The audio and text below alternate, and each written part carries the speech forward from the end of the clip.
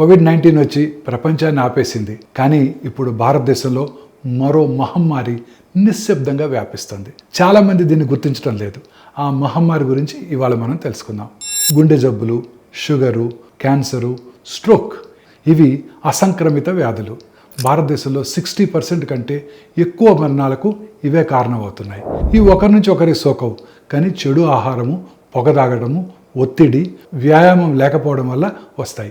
యువకుల్లో రక్తపోటు, fatty liver, sugar వ్యాధి వేగంగా పెరుగుతున్నాయి. మందులతో పాటు ఆరోగ్యకరమైన ఆహారము, రోజు 30 నిమిషాల వ్యాయామము, ఆరోగ్య పరీక్షలు, ఒత్తిడి నియంత్రణ వీటికి చాలా మంచి పరిష్కారం. కోవిడ్ వేగంగా వ్యాపించి మనల్ని భయపెట్టింది. కానీ జీవనశైలి వ్యాధులు నెమ్మదిగా, నిశ్శబ్దంగా మరింత ప్రమాదకరంగా ఉన్నాయి. మనం వైరస్ను ఓడించాము. ఇప్పుడు అవగాహన, చర్య, క్రమశిక్షణతో ఈ జీవనశైలి వ్యాధులను ఎదుర్కొందాం.